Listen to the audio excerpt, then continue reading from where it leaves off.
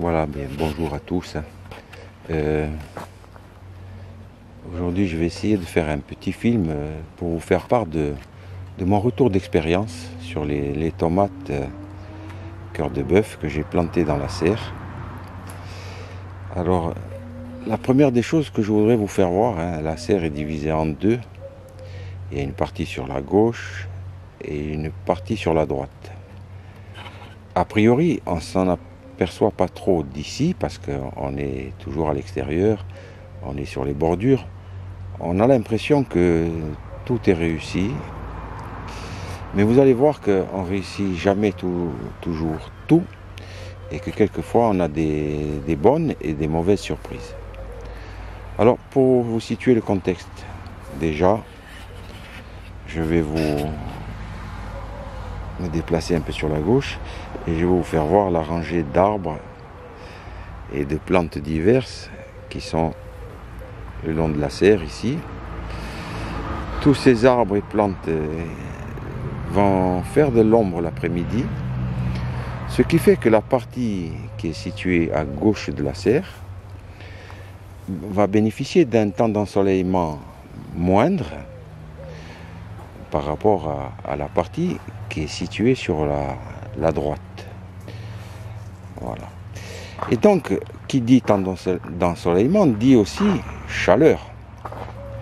Voilà. Vous voyez qu'ici, nous sommes à proximité de l'entrée, que les portes sont ouvertes, et vous voyez bien que ça ne va pas trop gêner la croissance des plantes, et que ça ne va pas non plus créer de soucis particuliers sur les tomates. Voilà. Ce que je constate, on parlait des bonnes et des mauvaises choses, des bonnes surprises, ça fait partie des bonnes surprises. Vous voyez que les premières tomates, c'est pour très très prochainement. Donc je vais continuer mon avancée vers le haut de la serre. On va constater ici aussi des tomates en pleine croissance.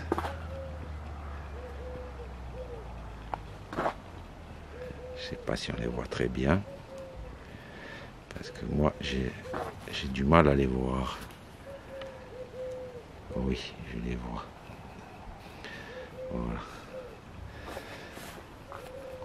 Donc, ce côté, je vous l'ai dit, c'est le côté le plus ombragé. Je ne constate pas de problème particulier. Je voulais vous parler, tiens, puisqu'on y est, c'est planté en pleine terre. Donc, à partir du moment où c'est planté en pleine terre, et vu que je ne traite rien, je ne suis à l'abri de rien, et notamment pas des nuisibles, qui sont en particulier les vers gris.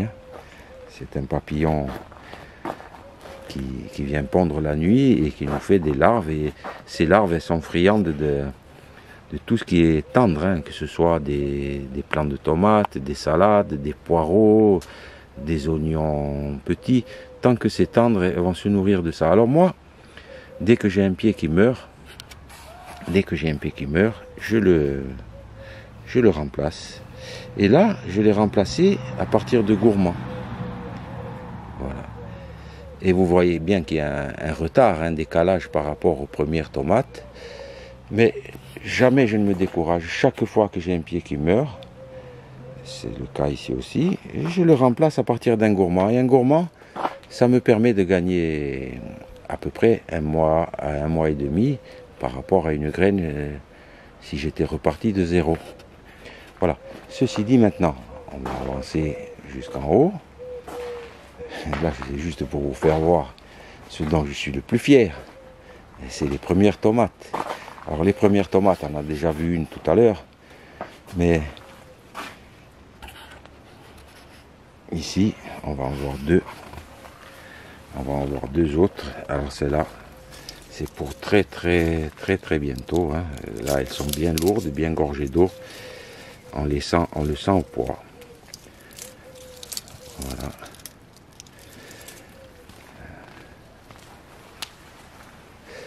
Et vous avez bien vu qu'elles ne sont pas tachées, elles ne font pas de nécrose apicale. C'est le cul noir de la tomate. On en reparlera de ça. Alors là, de ce côté-ci, voilà, c'est la partie non abritée, non ombragée. Alors ici, on voit tout de suite que les plants n'ont plus rien à voir. Ils sont beaucoup plus rachitiques. Ils n'ont quasiment pas de fruits en production, ou très peu. Très peu, comme vous pouvez le voir ici. Vous voyez, il y en a une de temps en temps. C'est pas avec ça qu'on va nourrir grand monde. Et ce que l'on peut constater aussi, vous voyez, les fleurs sèches. En gros, on dit qu'elles avortent. Et quand les fleurs avortent, ça ne vient pas de nulle part. C'est quand la température dépasse 30 degrés sur une longue durée. Voilà. Et ici, ça fait dans la journée beaucoup d'heures d'ensoleillement.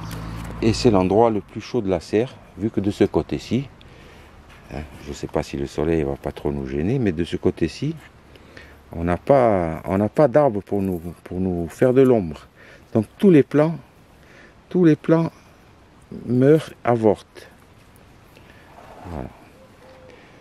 Ça, c'est un truc à savoir, que ce soit en extérieur, notamment dans les périodes de canicule, 30 degrés pendant un certain temps, que ce soit pour les tomates ou même pour d'autres plantes.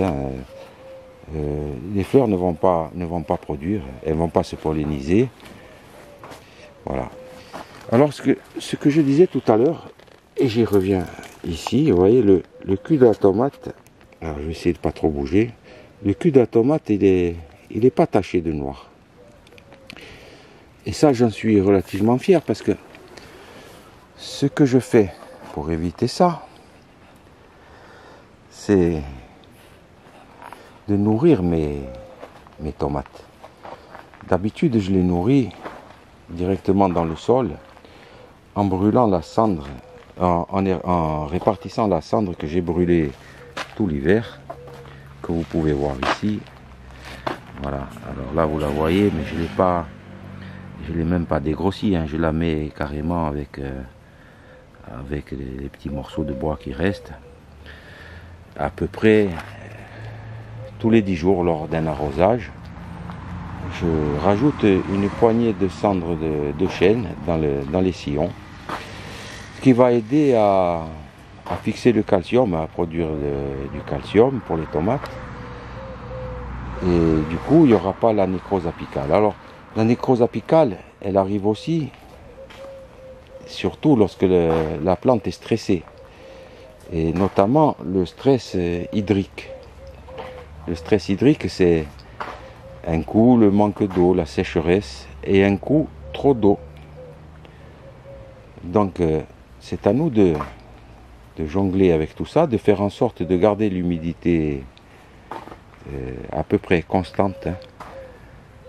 Alors soit on a des thermomètres pour mesurer, soit on le fait par expérience. Voilà. Donc c'est à nous de garder l'humidité, et on arrose. Enfin, moi personnellement, j'arrose au printemps, j'arrose le matin.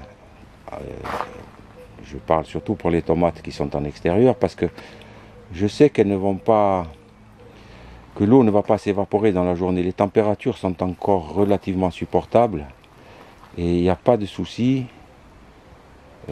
à arroser le matin. Dans la journée, ça va rester humide. Par contre, en période de forte chaleur, je vais arroser le soir, de manière à ce que l'humidité reste toute la nuit dans le jardin. Alors là, j'essaie de filmer des tomates, mais dans l'image, je ne vois pas très bien. Je ne sais pas si je les ai. Ah, mais les voilà.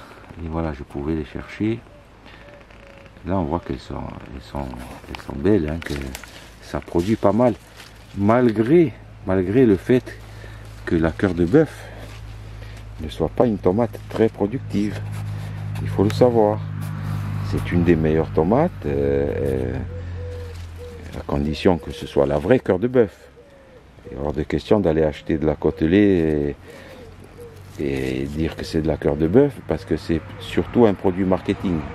À partir du moment où vous avez le nom de cœur de bœuf, c'est un prétexte à la vendre beaucoup plus cher, mais gustativement, c'est pas du tout la même chose. Voilà.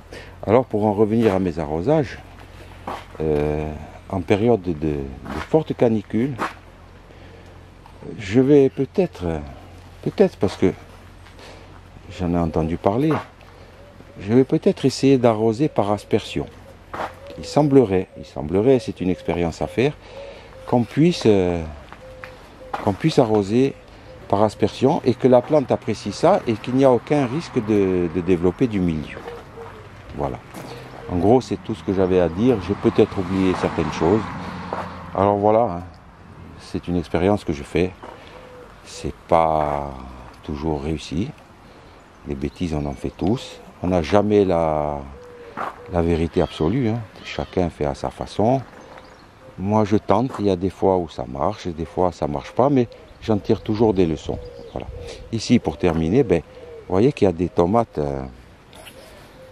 à peu près identiques, hein, que ce soit d'un côté ou de l'autre.